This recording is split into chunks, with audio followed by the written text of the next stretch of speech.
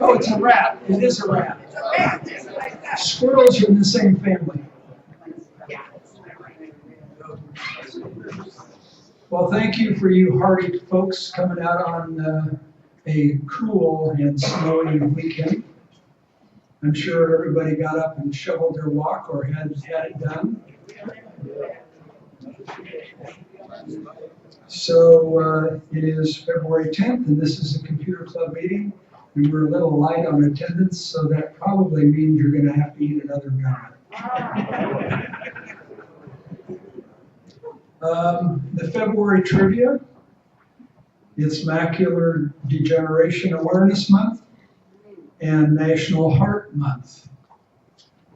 Going beyond that, I'm sure everybody here is waiting for the 28th of February, which is National Tooth Fairy Day. Also on the 10th today, it is National Home Warranty Day, National Umbrella Day, and National Cream Cheese Brownie Day. I'm overloading you with trivia. Okay, this is what we're going to, our agenda for today, and the one that you can't read at the bottom is today's presentation. And I have tried to repair my PowerPoint so that it reverses that to white, so it'll show, and every time I close the program and say save, it goes back to black. So I haven't figured that out. So we will get to our presenter shortly. We have a class on that. The financials of the club are before you, and I guess the two things are that we're looking at a very balanced budget. Our unallocated available cash is $720. It'll be a little bit more than that at the end of the year because we're doing some good things. But the one thing that I did want to point out is we are woefully lacking on the Grafton Food Pantry line. Normally that's right around $200, maybe sometimes more. So we had a light crowd last month. We have a light crowd this month. We've got to up the ante there. Next, we will, again, we're on the second Saturday of the month. So next month is March 10th. And the meeting will be led by some Microsoft personnel, and it will be revolving around the subject of security. We'll make some class announcements shortly, and the last two boxes are topics that have been suggested by folks for us to consider and to potentially find a speaker for. And if you have other suggestions, please let us know. The third one is cutting the cord easily, which is your Xfinity or Dish or DirecTV or whatever you might have. And the library has recently had some presenters around that topic. And so from time to time, you may want to check the library for additional announcements with regard to that. Our membership is 1573, moving towards 1600, which is usually our bogey. I think last year we had more than that. But, we'll move on to next announcements. This one is directed for those of you that are Apple users, Apple product users. We still are a little deficient on people that can assist folks in the lab when it's open on Monday, Tuesday evening, Thursday, and Friday with regard to Apple products. Now, normally Tuesday evening we get some hangover from on the second and the fourth Tuesdays, which is when the Apple meetings are normally held. But and John Bobera is often in the lab on Tuesday evenings. But we still would like to stimulate some volunteers that would come and help in the club room when we're open on occasion. Doesn't mean you have to commit to coming to every day. It doesn't mean you have to commit to one day. Just see if you can rotate yourself through the club, and if you'd like to do that, just come and see me, and we'll coordinate with John Sterling, and we'll go from there. As you know, last month you approved the subscription for Deep Freeze, and it was authorized at $1,500. Well, Frank did his normal negotiation with them and got it down to $1,158.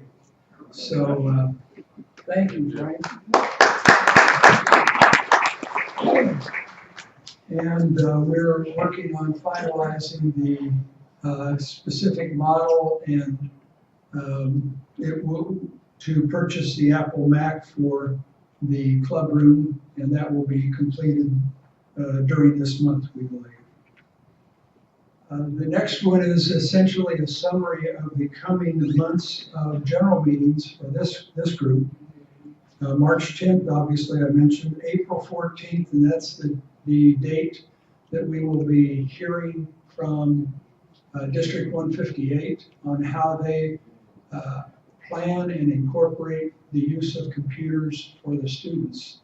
And so those of us that may or may not have grandchildren in this system, or you have grandchildren in some other system, at least it can give you a Cliff Notes version of what the school districts are now facing with regard to incorporating computer literacy into their curriculum.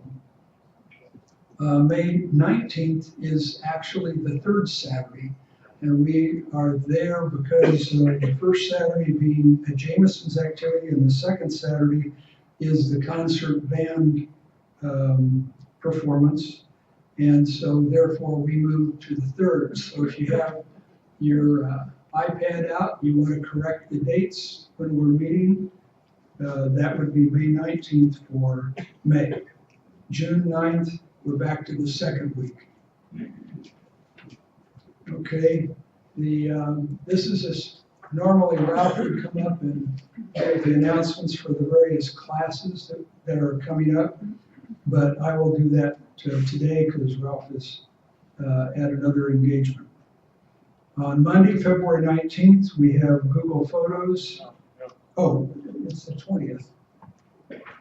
Yeah, I can read.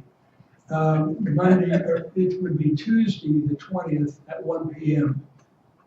And Frank is teaching that, and it's Picasso, but it's now called Google Photos. Wednesday, February 21st, is Death by PowerPoint by Jeff Stipes, and Thursday, Steve Klein will be doing another evening performance, Android phone, and that has been very well accepted or received, and he's done, I think, 2 or maybe 3, and he's now doing another one, and people are saying, please come back and do another one, so he's doing this one, and he will probably plan to do some more advanced work on Android phones at a later date. On Monday, February 26th, we have a basic Windows in the lab. All of these, by the way, are in the lab over in Fountain View, or in Meadowview Lodge. We will announce March. I had the March listing, but instead of boring you with March, we're working on February. We have a list of classes already for March that number about 4 to 5, I think. Association matters.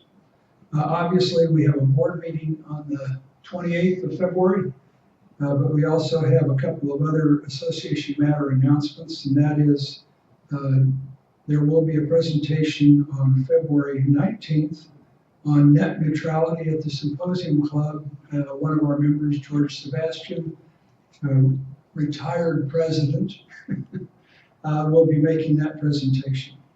What time is that? 10 o'clock. 10 o'clock.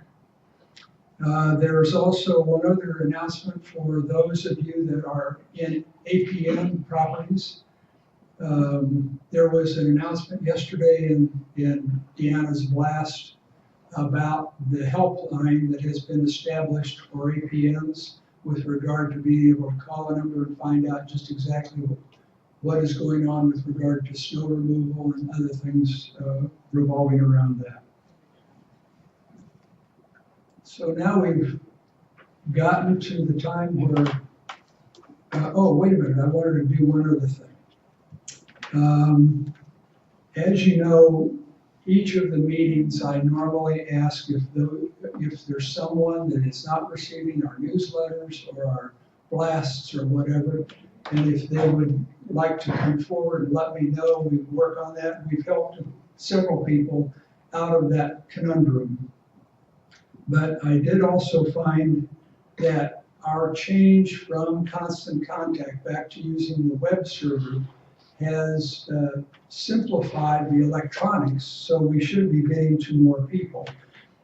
But we found a number of people that have set their spam filters so high that they're not getting the club announcements. So there may be some things either in your computer or that you may need to talk to Sandy Olison about with regard to your spam selections that would help you get our announcements.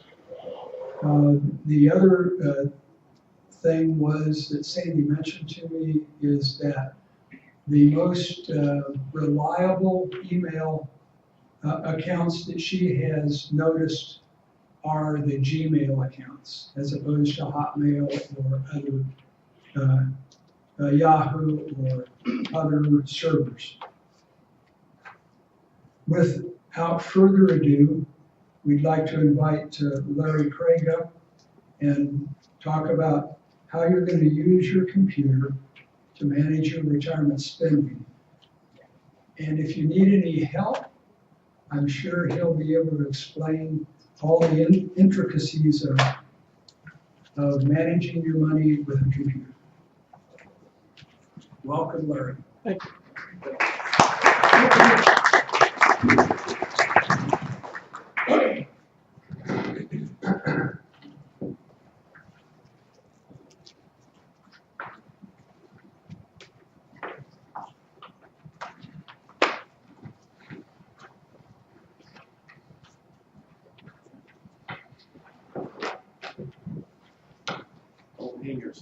Okay, and Frank, before you go, show me how to get to my PowerPoint. Oh, simple enough. Oh, there you go, great. Use that bar. All right, got it. Change it.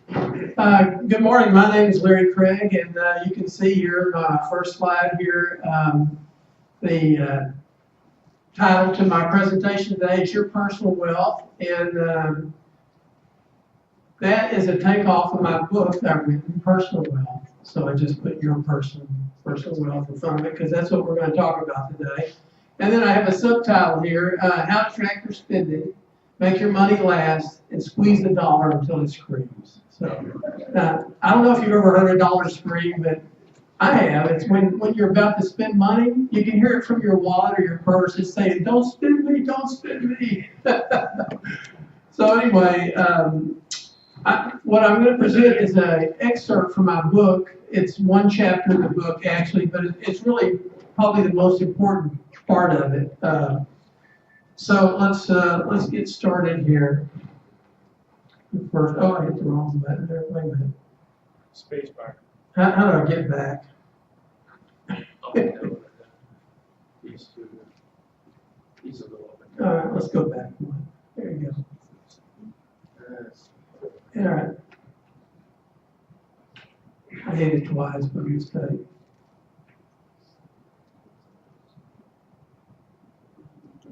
Doing good here. We'll do it again. Great. Well, we're still, let's see. Yeah. Well, now we need to go back one more. Yeah, there we go. The second one. There we go. Okay, great. This wheel backwards. And or forward. down. Got it. A little technical difficulties there.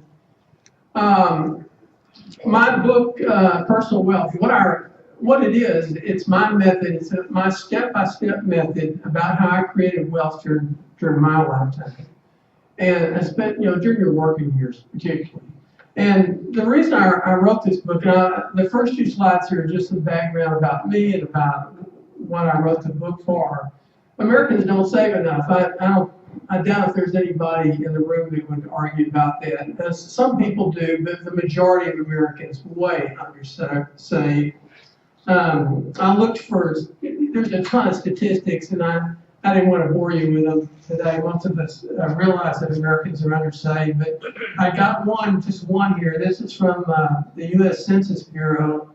Researchers who reviewed W-2 information. Anyway, they came up with 54 million American workers put money in a 401k plan in 2015, while 150 million were employed. So only about a third of Americans even put money in a 401k. Now, in all fairness, a lot of those people that don't put money in a 401k don't have one if they're where they work. A lot of small businesses don't have them, but of course, the next item I have there, many spend all their income, which 1 and 2 are kind of the flip side of each other. If you're spending all your income, you're not saving anything either. Most have no idea where their money goes. That's what this is all about this morning. That's what my presentation is. And by the way, I meant to mention this at the beginning.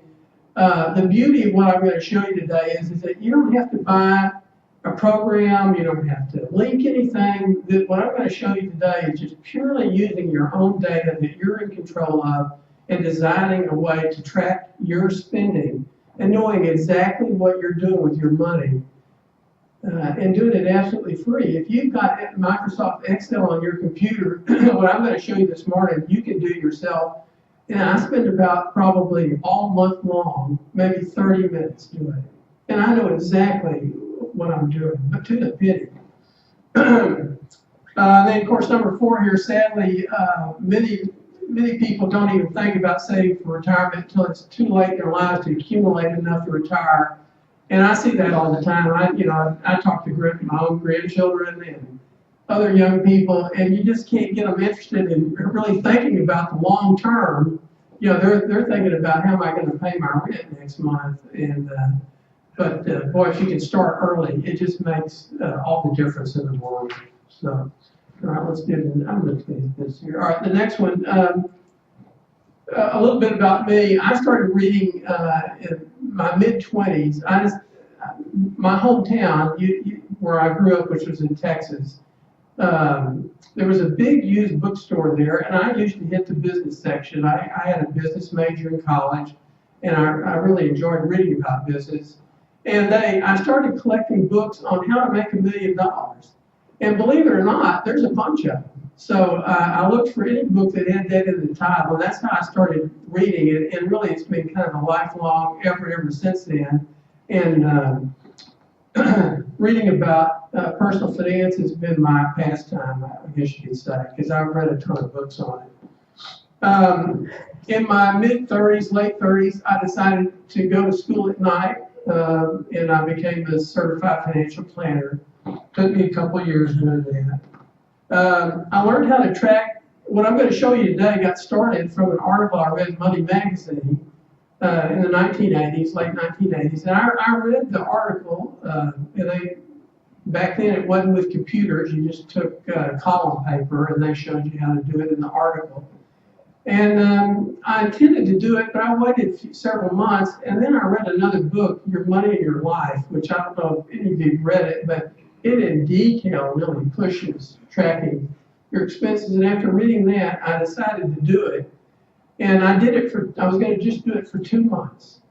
And right off the bat, after 2 months of tracking all of our expenses, I thought I had a good handle on what we spent each month, but I didn't know exactly. Like a lot of people, I just kind of had a gut feel that I was doing it. We were okay. And then when I tracked our expenses and actually saw what we did, we spent twice what we budgeted on food each month than what we budgeted. So right away, I was like, oh my gosh, I couldn't believe it. Of course, I'll just tell you what the problem was eating out. I didn't really account for that as what we were spending, but boy, eating out doubled what we thought we were spending. So it was a real eye opener, and we made some changes, immediately after we figured that out. Well, after I did that, I quit tracking it for a few months, and then I got to thinking about, well, wait a minute, how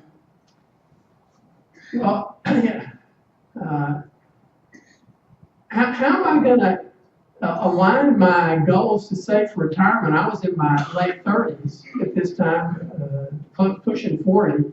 And how am I going to know what I'm doing if I don't have exact information? So I decided to run my financial life similar to a business. I decided from one point on, somewhere around when I was about 40, that every month I would track my expenses just like a business, like a profit and loss, and figure out to the penny how much I had left over that went into savings. And that way I could measure exactly what I needed to do to hit my savings goals. And like I said here, next to the bottom there, I aligned my retirement goals with my monthly spreadsheet. And boy, when I did that, what a difference that made. I mean, oh my gosh, no longer was it just kind of a gut feel. I knew exactly what I was doing, and it enabled me to reach my goals much, much quicker. Now I use my spreadsheet to make sure my savings will last, because having the data that I'm going to show you using your computer to do is just as important to accumulating wealth as to keeping it, making sure you have enough. And of course, one of the big issues that all of us in this room have is we don't know how long we're going to live. If you knew, you could go to town, you might take a few more trips to Europe or whatever, but we don't know. And my mother-in-law, who is still alive, and she's in the assisted living place right outside Del Webb here. I forget the name of it right offhand. But anyway, she's 97 years old, and she's in good health. So you just don't know. And I'll tell you, I'll just mention another thing. I used to think years back that who cared if you had money or not if you're 90 years old. Well, I'll tell you, when I go to the assisted living place over here to visit her, there's a ton of people over 90 there. And having money is important all through your older years. So I don't think you would ever want to run out of money. So let's go to the next slide here. So why do you want to track your expenses? Well, data and information about your finances are crucial to making informed decisions.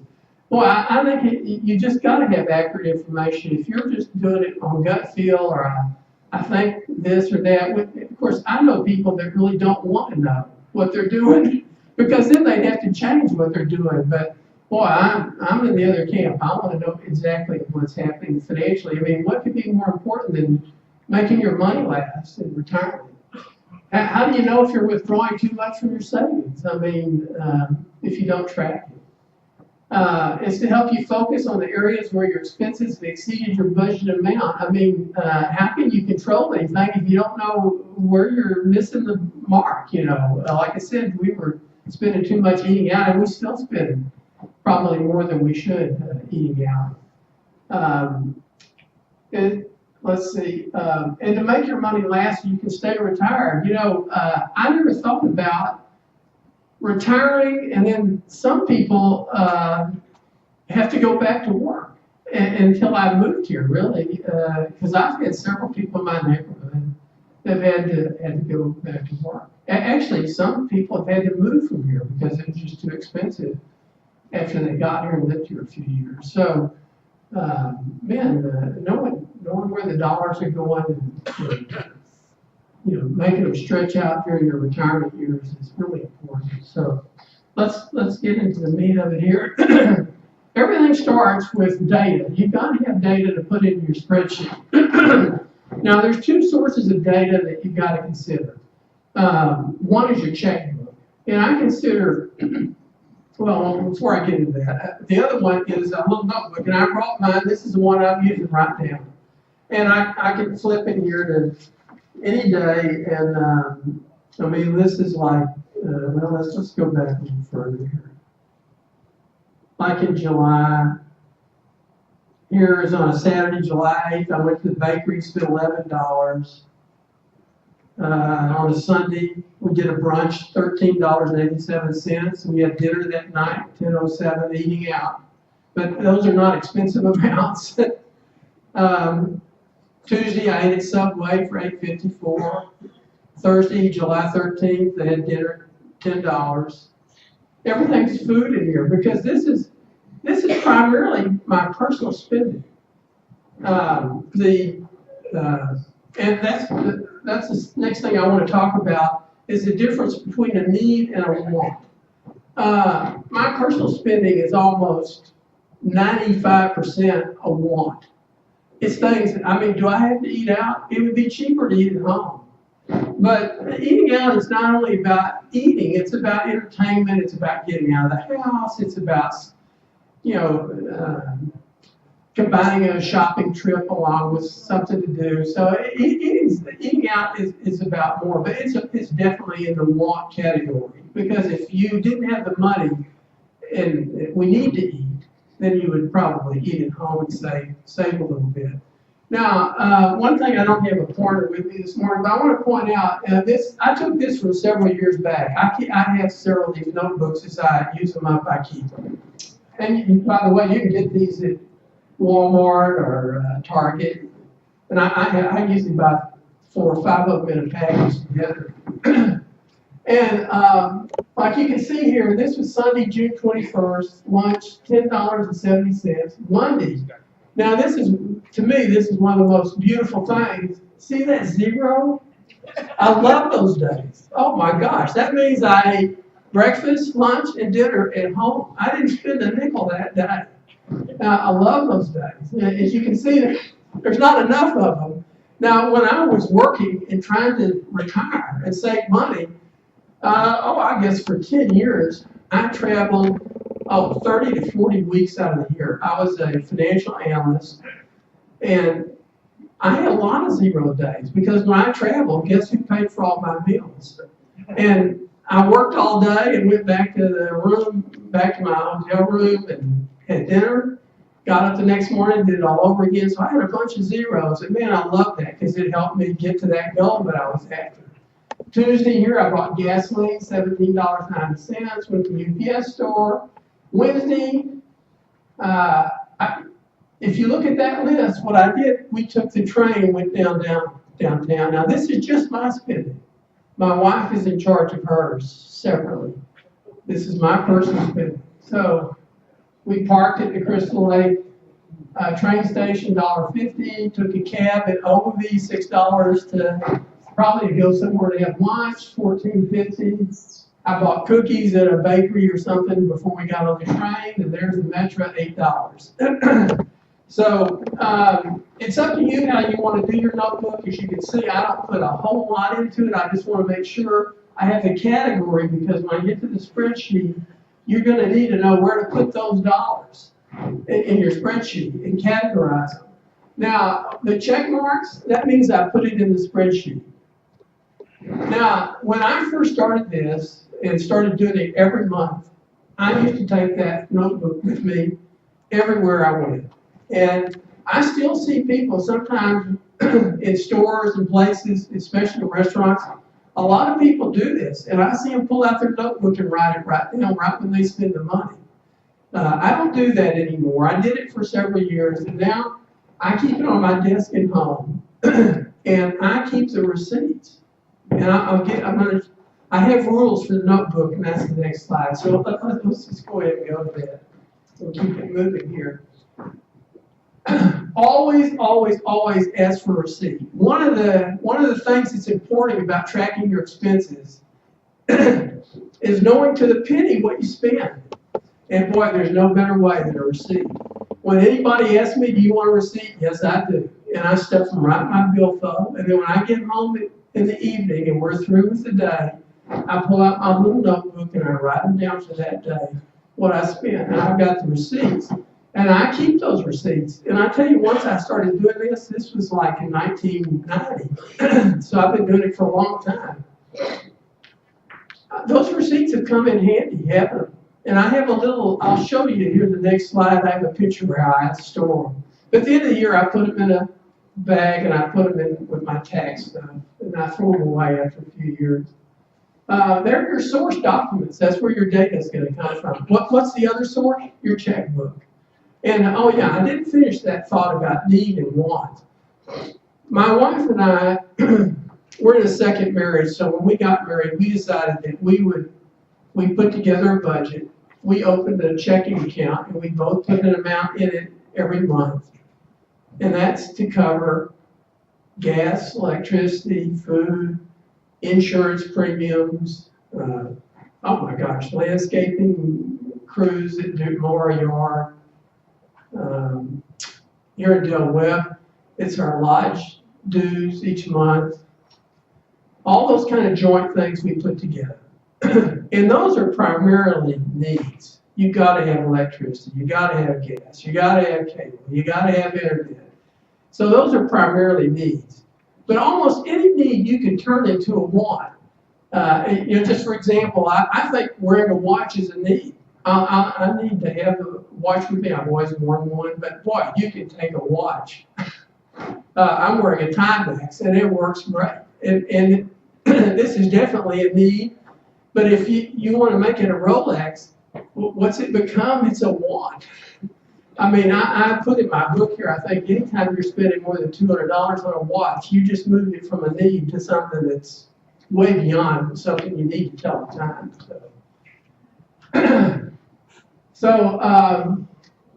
Yeah, I put in here, second item here, you can carry your notebook around or save the receipts, record them in your notebook at home. I do take my notebook if we travel. If we go on any kind of a trip, I take it with me. Because I want to record them every night. You forget them. And invariably, during the day, there's some things that you spend cash on that you don't get a receipt for. So I've been doing this for so long, when I sit down, I can remember, yeah, okay, I bought a newspaper and I didn't get a receipt for it. Boom, I'll put that down. Record the expense when the money is spent. I had a little trouble with this because I was thinking, well, first I was thinking about credit card purchases. Well, I haven't paid for it yet. But you know what? It didn't take me long early into this. It's like, wait a minute, I've got to record it when I spend the money. So if you use that credit card, the money's gone. You just haven't paid, you haven't paid the credit card bill, but you spent the money. Record it right then and there. Don't mess around with it. Also, if like we sign up for a bus trip here in Del Webb that's 3 months out, I record the expense when we pay the money, not when we take the bus trip. That way, nothing slips through the. You don't want anything to get by. I mean, you don't want to fool yourself. You want to make sure you get that money in your spreadsheet. Yeah, and I've got your tickets purchased for a show or a trip months in advance, recording the expense. On the big trips, I'll show you another little thing I do, but to keep track of the trip expense, especially when you're on. All right, so let's see what I got next here. Oh, this is how I keep the receipts. You can see there's a Trader Joe's. So in the night, I take them out of my billfold, record them in my little notebook, boom, put them on there. At the end of the year, it's all the way to the top. But that's a good way to keep them. And didn't spend much money on that, a couple bucks. All right, so let's, okay, your Excel spreadsheet, that's what I'm going to go to next. Yeah, and I said here, please feel free to copy mine. In fact, mine is so easy to keep and so easy to do. There is no heavy math. It's all addition and subtraction. And I'm going to tell you what I did when we bring it up here in just a minute. But if you have any problem doing it, come to the lab.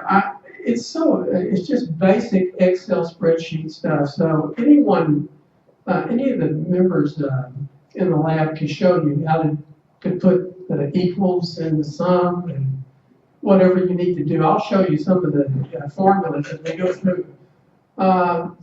Now, like I said, I use 2 spreadsheets, and I love doing that because I track my personal expenses, and then we have our home expenses. I think even if I was single, I would separate them because I really want to focus on those personal expenses.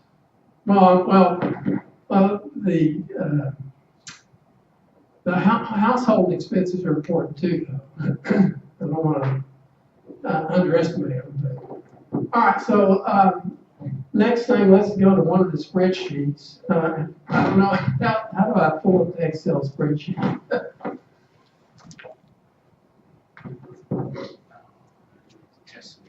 Yeah, so let's close that one down.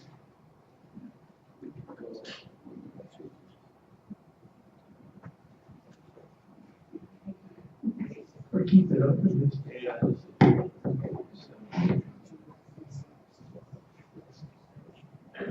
By the way, while we're searching for that, if you're interested in my book, I brought copies to sell. I have them here, they're $10.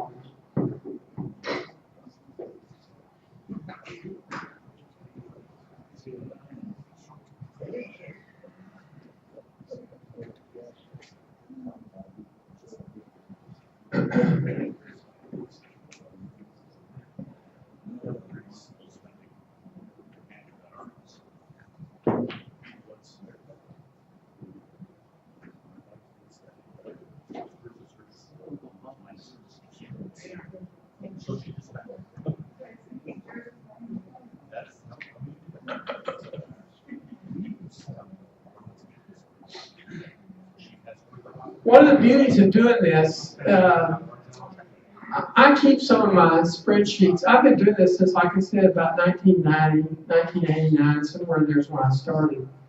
I mean, I can go back to 2001 and tell you what I spent at the cleaners that year and how much I spent on eating out. I can go back to 1995 and tell you how much I spent on gasoline.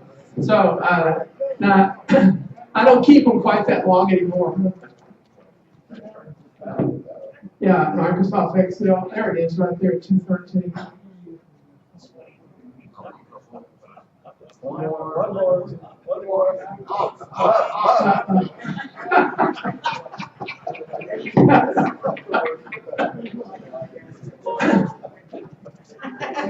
But I never go back to them. Really, after the year's over and I figured out how much I saved or spent for the year, that's really all it matters.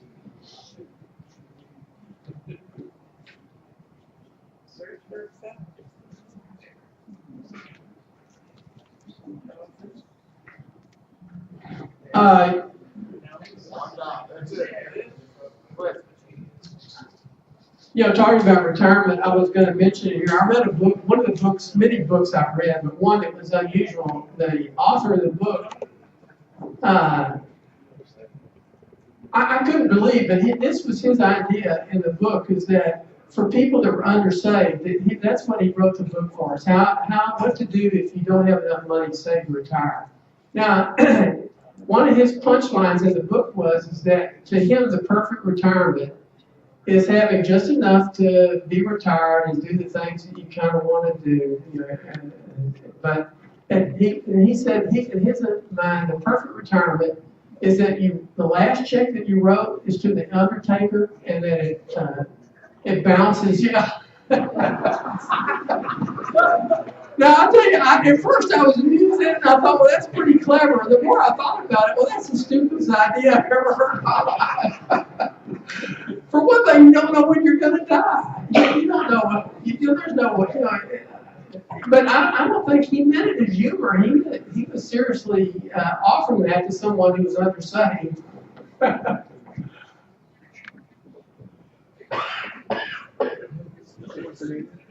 Huh? Well, there's two spreadsheets. Just open either one, it doesn't really matter. Yeah.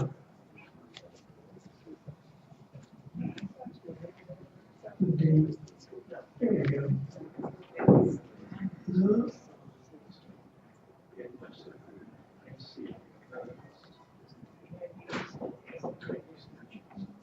Actually, just open the Excel there, it should be.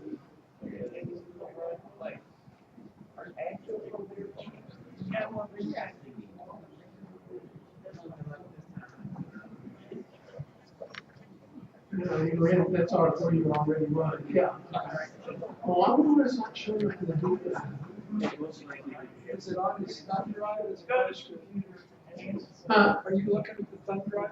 Yes, that's what we wanted to do, we haven't gotten to it.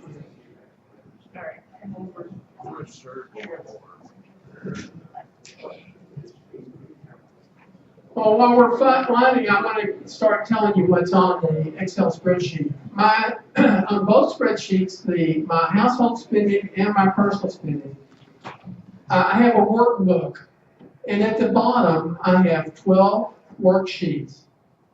So there's one for January, February, March, April, May, each month. So as I take that data from my notebook right here, and from my checkbook, and I put it into the spreadsheet, like for January, which I've already closed out for this year, I know, then I move on to February. And then I have a 13th worksheet, which is the totals, and I'll show you that. And on that total sheet, I can see as the year goes along how much I've spent. And it just has the totals at the end. The 13th sheet. Yeah, any one of those Excel spreadsheets. Okay, here, that's perfect. That's what I wanted right there. Okay, this is my personal spreadsheet. This is from 2015, and I went in and changed all the numbers. My wife said, Larry, don't show them everything. As you can see, all the numbers are rounded off, and I've changed enough of them, so it's not my actual stuff. Now, during my working, some of these categories I should probably change, but I haven't done. Some of them I set up years and years ago. And I like the bakery there for food. I love bakery. I have a sweet tooth, and during my working years, I used to do that. But more recently here, I never use that. Now, eating out, as you see here, I set it up. Can you see it on there? Yeah, we can just leave it there for you. I set it up 5 weeks to a month. Some months you did have 5 weeks. I no longer really follow that so much. When I was working, I did this on the weekends. On Sunday night, I'd sit down and put everything in my spreadsheet, and I wanted to really watch weekly how much I spent. That's not so important now that I'm retired, but I kept it that way. Now, before I go any further, I want to say something. You don't have to see here at the bottom, January, February, March, April, May, and then here's the totals, and I'll show you the totals in a minute. All you have to do is create this once. Just January, and then just block it, and copy it into February, March, April, May, June. So you just have to create it one time. And I can sit down and do this in about 20 minutes. And again, I'm putting it up here for you to copy it. Your life is different from mine. You probably won't have the same categories I have. Now, for my personal spending, this is kind of in the order of what I think is important to me. Eating is number one. And you can see here, eating out, we eat out every weekend. Now, back in 1988 or 89 when I first started doing this, and we found out we were spending twice what we thought we were spending.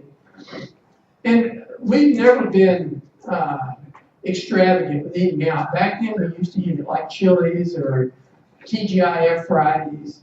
And after I got to focus on it, now we try to eat at places where, let's put it this way. I'm not sure my wife agrees with me about this. In fact, I know she doesn't, but I try to direct us to places where we don't have to tip. So we keep it keep it low. So now we eat at Panera. We eat there almost every weekend. And I keep that pretty low. Now, entertainment, that's the next thing that's important to me. I mean, let's face it, we're retired. You want to be able to participate in the things that we have here. I've got movies, you can see they're $5. That plays, musicals, $5. That's something here at Del Webb. That anything outside of here would be a whole lot more than $5. Bus trip, $120. That's not unusual for the downtown musicals. They've gotten really expensive. And that probably didn't include a meal. Tennis, I used to play tennis, got a hip problem, so I gave it up a year or two ago. But I used to play tennis, and there's the expense. Lottery and gambling, I bought a lottery ticket for $2. You know, that's like throwing money away, but I do it every now and then. Again, we're retired, you know, so now's the time to enjoy it. Next is clothes. I have cleaners here. I used to, when I was working, I wore a tie, a white shirt every day, so I took my shirts to the cleaners. I don't do that anymore. New clothes, you can see there. Now, this was January, and I usually buy a lot of clothes in January. That's when they're all on sale after the holidays, so that's what I did there. So how do we break it down a little bit? Let's see, is it just How do you handle going to Walmart and buying 35 different items? Well, I'll tell you about that. Let me come down here and I'll show you. Okay. If I can bring it down. Let's see. Oh, wait a minute. Let's see. Yeah, put it down.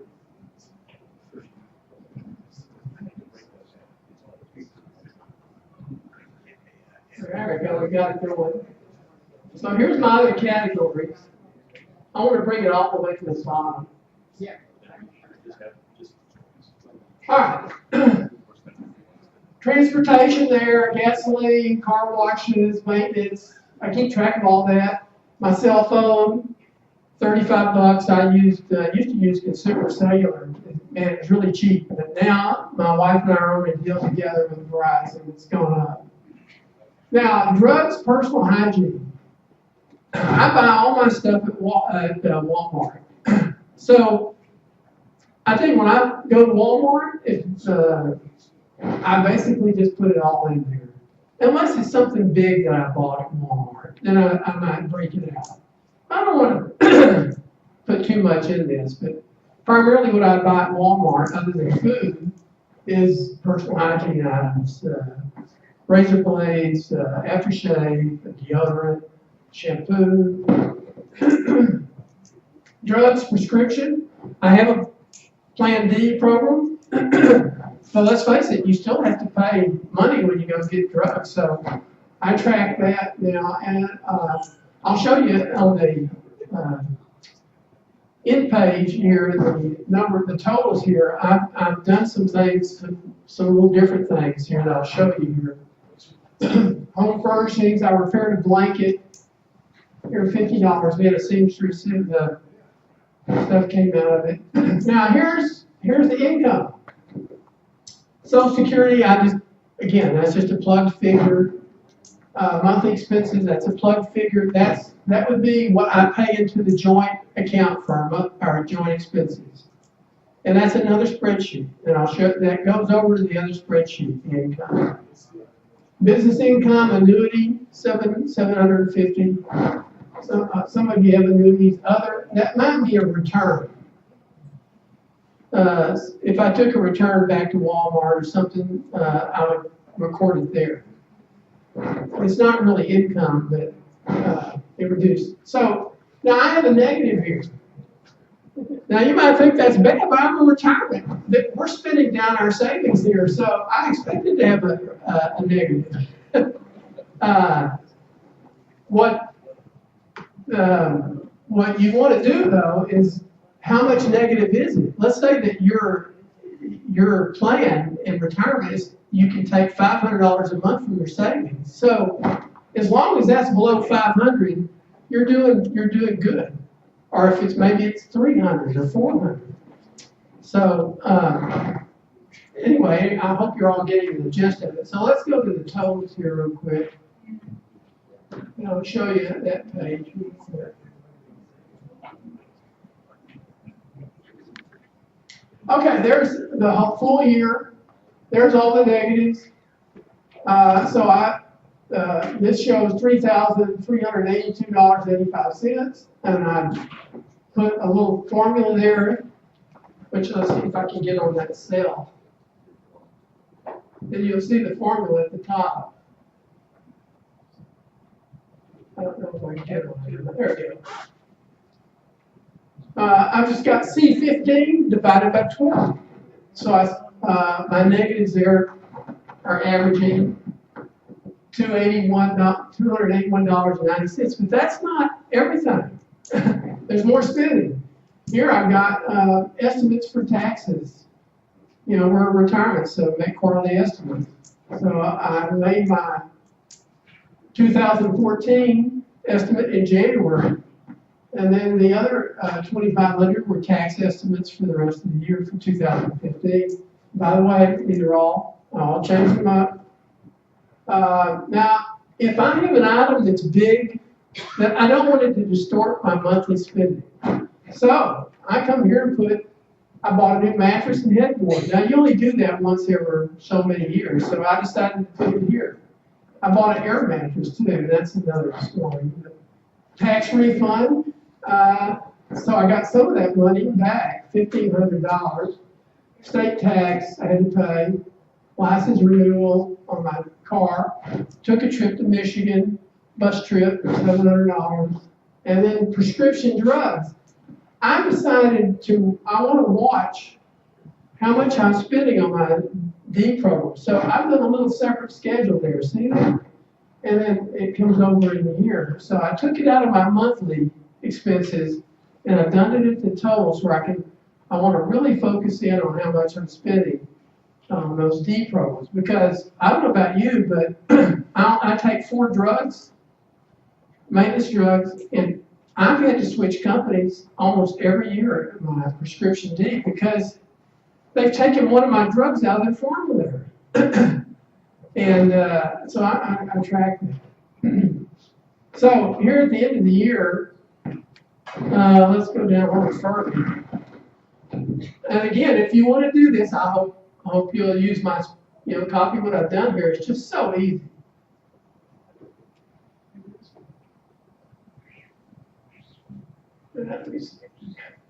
I'm not good using this laptop here. There's the total. So actually I took $5,096 out of savings for the year. So you have exact numbers. There's no more guessing. There's no more gut feel. I think I'm doing this or that. Man, you got it to the penny.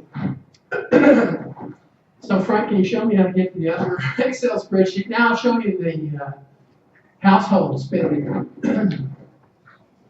Again, this takes, to set up this page and set up January would take you about 30, 40 minutes. And then you just copy January through the other 12 months. Yeah. You're currently just tracking expenses. Right. How did you build your budget? Well, I built my budget from doing this. All right, so you tracked this for 2 years and then came up with a retirement budget. That's right. Okay. Actually, I had in 1990 when I started doing this, I had an estimated budget of what I would spend in retirement then.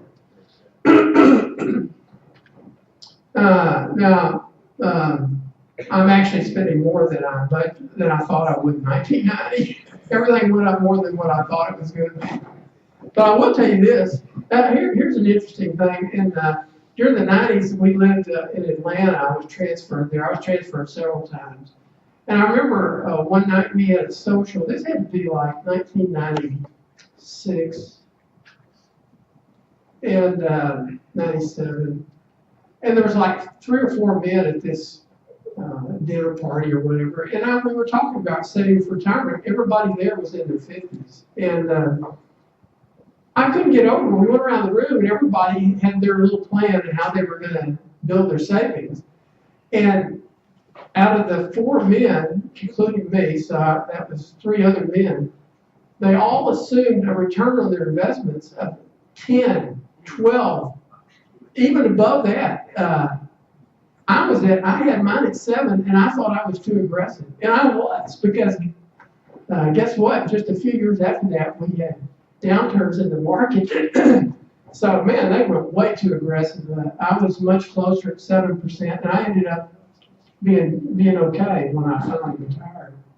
Now, here's Mr. and Mrs. John Doe. Again, this is kind of briefly off of our data, but I changed all the numbers. Now, groceries, $585 a month. You know, we're retired, we eat what we want to eat. So if you were not retired, you know, if you're trying to stretch your money, believe me, you can get that down easily. But this is 2 or 3 years ago. There's our natural gas, electricity, property tax. Now, that property tax, what I do is, instead of, I do an accrual. So let's say you pay $4,800 in property tax divided by 12, and then I plug the number in there, and I'll show you on my totals here. I have a place where I keep track of the accruals, because there's several of them in this. I also accrue, I'll come down here. I accrue money for car insurance down here, homeowners insurance. You can see $100 for car insurance, $75. That's for both of us. Then, let's see here. I've got water and sewage, $50, telephone. See, I don't have any of that because I used to have newspaper there, cable TV, because cable includes internet. It could include your telephone. In fact, Xfinity makes, or Comcast makes me take telephone, even though we don't use it. I have to do, I don't know about you, but they won't give you a deal unless you take the telephone, so, which is stupid. Then medical insurance, we jointly take that out of here too. And that's our supplement. By the way, supplement's one of the big questions in my retirement budget, because you know, when I first retired, I just automatically got a supplement. Now that I've done it for a bunch of years, I'm like, wait a minute. I'm paying for a supplement. And they're making money off of me. I might have been better off for getting the supplement and just paying it out of pocket. In fact, I know, because I'm 71. I have yet to step foot in a hospital, or I've had no operations. I would have saved money not taking a supplement. But anyway, I'm in it, and the thing about supplements are, if you get out of them, it's tough to get back in. They can turn you down. They have to take you when you're 65, but after that, they don't. So let's bring this down. But if I had it to do over again, I probably would have not taken a supplement, just pay the actual. Now, I'm on a Medicare, traditional Medicare. So I'm going to come on down here to the end. Now I have entertainment and other. That's from back my working years. I need to change that. But it's basically, we have a house cleaning service that comes once a month. Home improvement, that's an accrual. I know I've got, man, our houses eat money, absolutely eat money. So I accrue $100 a month, and I think we spend more than that probably. So anyway, you can see I bring the totals down here, and then I bring them across on the end. So the total spending for this month was $2,765. Jointly, we put in $2,500. The other is interest on a checking account, and we had a negative of $264.24. Now, you don't want a negative in here, but I'll tell you, the way I've set it up, we pay. I have negatives 2 months and then a big positive, or actually I have a negative 1 month and positives 2 months. So it all averages out. Now I'll go to the totals and then we'll finish this up, and I'll take some questions here about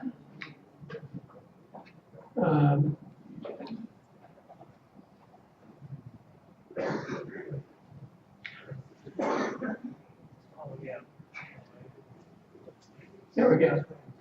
So here you can see, I had a negative January, then a positive the next 2 months. That's because the deal with the large dues come through. I paid them quarterly back then, still do really. Now, here I ended up with look at this, a big surplus. Now, here's my accruals. So, in 2014, I put what was accrued, and I transferred it to this is my 2015. Then I put what I put in reserves. So for the year, I put $4,800 for property tax. The actual expense was $500. So I started off January 1st with $3,890 already accrued. And we did that on purpose, my wife and I did. We wanted to build money in this, and we've done that. You can see car insurance, I've got a big surplus, it's only $900, but after 10 years of living here, we accrued $3,800 more than we actually spent. Now, I was accruing that money to put a roof on the house. Oh my gosh, that like I said, houses just eat money.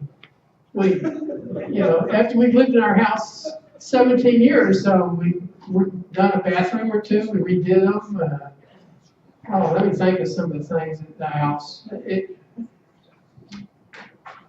We've done, huh? Oh yeah, new appliance. We put all new appliances. We put new hot water heater. We've even replaced our furnace and air conditioner. So, man, those things just wear out after time. So now here I have, as you can see here, this total, I bring it over here under reserve. You see 224. And then I have for expenses, so I've got 4,000 accumulated there as well. So the total, I show a total accumulation there of 13,000. Well, that's the surpluses, but so that was on purpose to accumulate some money. So anyway, that's basically it. Now, the other thing is here, as you can see here, this 1732, these are household expenses, and I take it against the home improvement. New smoke detectors, had those put in. They only last 10 years. I don't know if you know that. You've got to replace them. They're not good after that. We decided to have our lawn defaced, and we did that once in 15 years. Light bulbs, we changed a bunch of them to LEDs. Tree trimming. These are things that I don't want in the monthly expenses because you only do them once every so many years. Garbage disposal repair broke. Sprinklers on and off. So anyway, that's basically it. So what do you do with the data? And I'll finish up here real quick. I don't think I'm going to try to get back to this spreadsheet. I can read them off my notes here. So let's say that I gave some examples here. Once you have the data, hold on just a minute.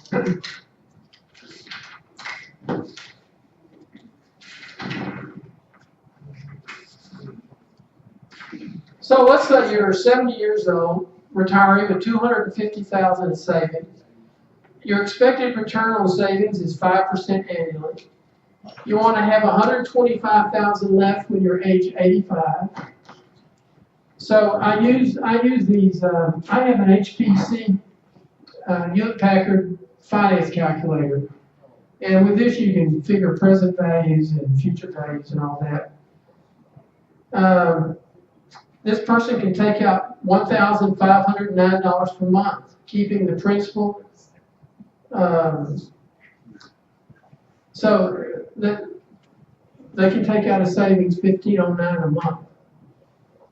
So once you know that, then you can measure that against what you're actually doing here. Then I put together here a 65-year-old couple has $400,000 in savings. Well, can we get back to the PowerPoint? Sorry, I might just be able to click on it. I don't know. I wanted to end with one last slide here that I think is important if you're trying to stretch your money.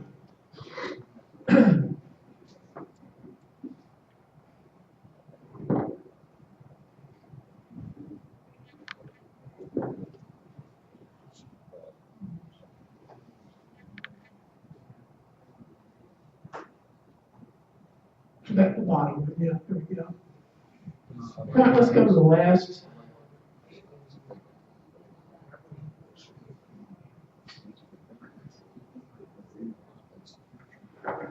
Now, I know this subject isn't something everybody likes. I love this. And by the way, my wife does not track her personal spending. I track mine and I track our joint expenses. You know, so there's room for everybody to do what they want to do in doing this. All right. Yeah, let's see. Oh, I went too far. Let's see. There we go. I want to finish here with this couple here. Poor Richard's Almanac, he or she who lives sparingly need not be rich. So if you watch your pennies, you don't have to be loaded to make things more understandable. Anyway, I'll finish on that. So, thank you. If you have any questions.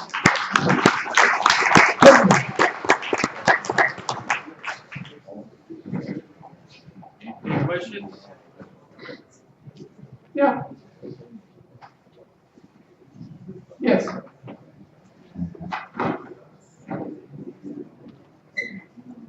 So category, other, would that be stuff like adult toys or? It's really up to you. You can do whatever you, again, my categories fit my life. You can take what I have in this presentation and figure out what fits your life.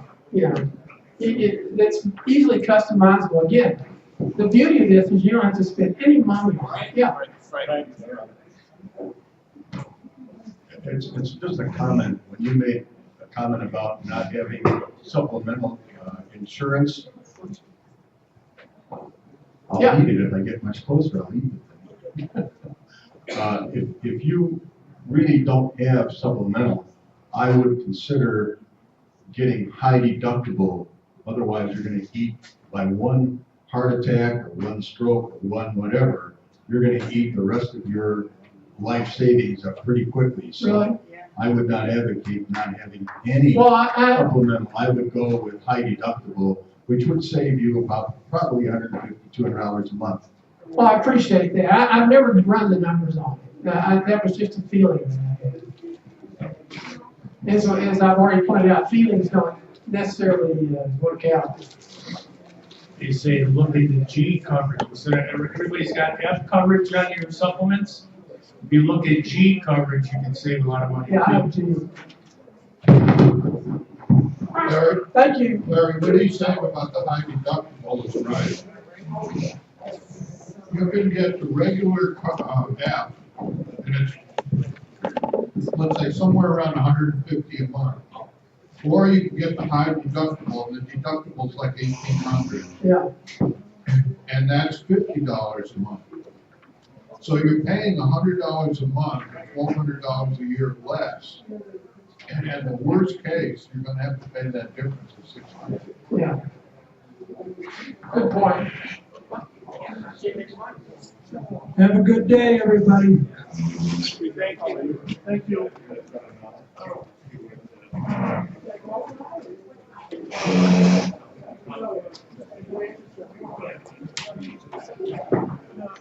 Not here.